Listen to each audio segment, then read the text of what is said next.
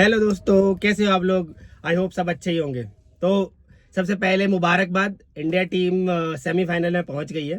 बहुत लोगों ने बहुत दुआएं करी, बहुत टोटके करे, बहुत प्रेडिक्शंस करी, बट इंडिया टीम को सेमीफाइनल में पहुंचने से रोक नहीं पाए। सुपर 8 में आने से पहले बहुत लोगों ने प्रेडिक्शन करी थी कि इंडिया सेमीफाइनल में नहीं क्वालिफाई कर पाएगी, इंडिया इस टीम से हार जाएगी। वो अब सब झूठ हो गया। उनके मुंह पे ऐसा तमाचा पड़ा कि अब वो चुप हो गए, अब वो कुछ नहीं बोलेंगे। इस बारे में वीडियो में आगे बात करेंगे, बट सबसे पहले मुबारकबाद कि इंडिया टीम सेमीफाइनल में पहुंच गई है और उसका मुकाबला इंग्लैंड से होगा 5 तारीख को वानखेड़े स्टेडियम में। तो चलिए बात करते हैं मैच के बारे में। तो कल टॉस जीत के सूर्य कुमार यादव ने पहले फील्डिंग का फैसला किया, बिकॉज ऐसा लग रहा था कि ड्यू आएगी मैच में, और थोड़ी बहुत आ भी गई थी ड्यू। लास्ट के कुछ ओवर्स में ड्यू आ गई थी, जिसकी वजह से इंडिया को फायदा मिला है। बट बैटिंग विकेट था, बहुत बड़ा बैटिंग विकेट था। और जैसे कि मैंने पहले आप मेरा वीडियो जाके देख लेंगे तो उसमें मैंने बोल दिया था कि 195 का स्कोर कुछ बड़ा स्कोर नहीं लग रहा इस विकेट पे, जिस हिसाब से विकेट है। बट अगर मैं बोलूँ तो वेस्ट इंडीज की तरफ से वेस्ट इंडीज ने शुरुआत अच्छी करी, बट मैं बोलूंगा कि उन्होंने जो पावर प्ले में 45 रन ही मारे ना, वो बहुत ही खराब थे। मैं उम्मीद कर रहा था कि वो पावर प्ले में एटलीस्ट 50-55 रन करेंगे।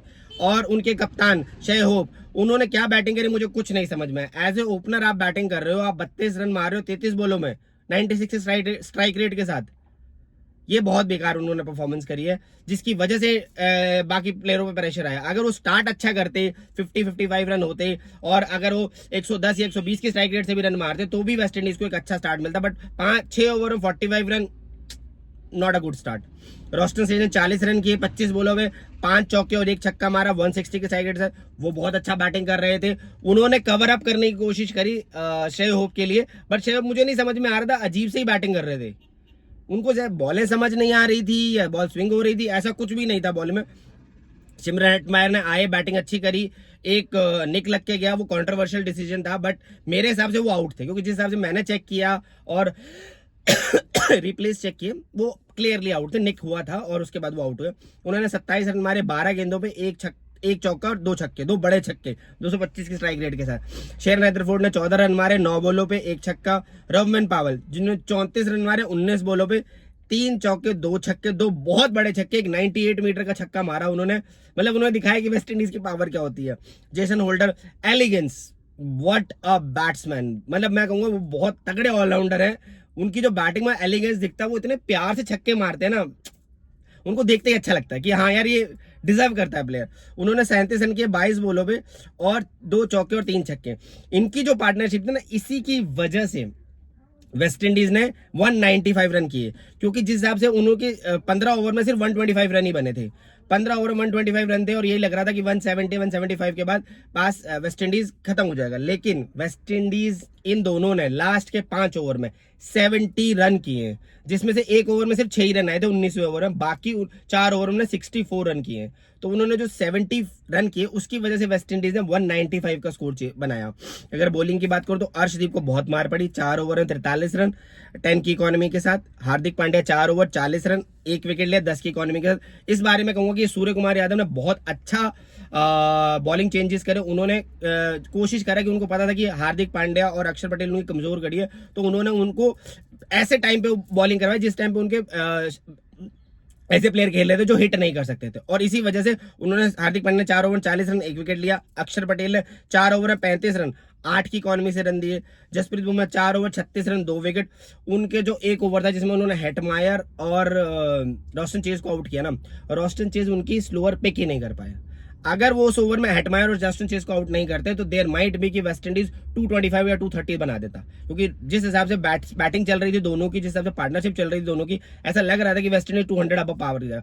लेकिन वो 2 विकेट गिरे, उसके बाद वो एकदम स्लो डाउन हो गए और 125 ही बना पाए पावर प्ले 15 ओवर में।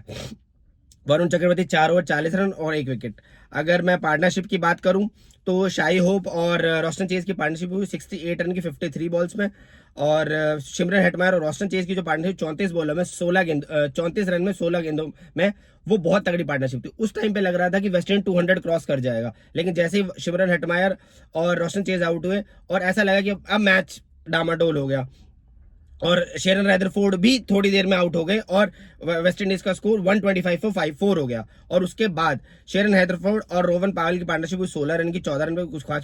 जो जेसन होल्डर और रोवन पावेल की 76 रन की पार्टनरशिप, उसी ने ही ये निश्चित किया कि वेस्ट इंडीज 195 तक पहुंचेगी और वेस्ट इंडीज को 195 तक पहुंचा दिया। बट अगर मैं बोलूं तो वो 30 या 20 रन शॉर्ट थे, उनको 200-230 तक पहुंचना चाहिए था। बट मुझे नहीं समझ में आया कि वेस्ट इंडीज ने किस तरह से बैटिंग करी। उनके ओपनर्स ने अच्छा परफॉर्म नहीं किया। ओपनर्स में कहूंगा मैं शाही होप ने अच्छा परफॉर्म नहीं किया। बाकी शेरन रदरफोर्ड एक कट मारने के चक्कर में आउट हो गए। उस टाइम में शेरन रदरफोर्ड को प्लेस करके रन करना चाहिए थे, बट पता नहीं, आई डोंट नो क्या कर रहे थे।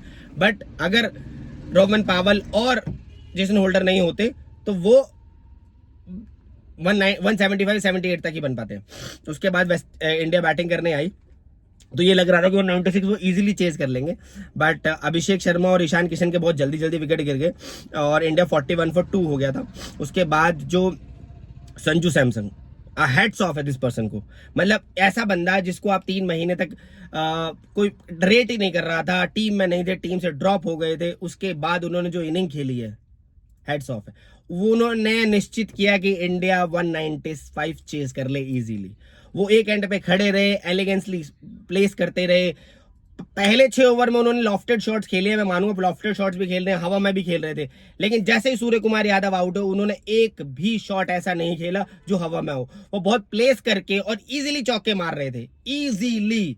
मतलब मैं उनको देख के ऐसा लग रहा था कि वो मतलब वेस्ट इंडीज के बॉलर्स के साथ खिलवाड़ कर रहे हैं। उन्होंने 97 रन किए 50 बॉलों पे और 12 चौके और 4 छक्के।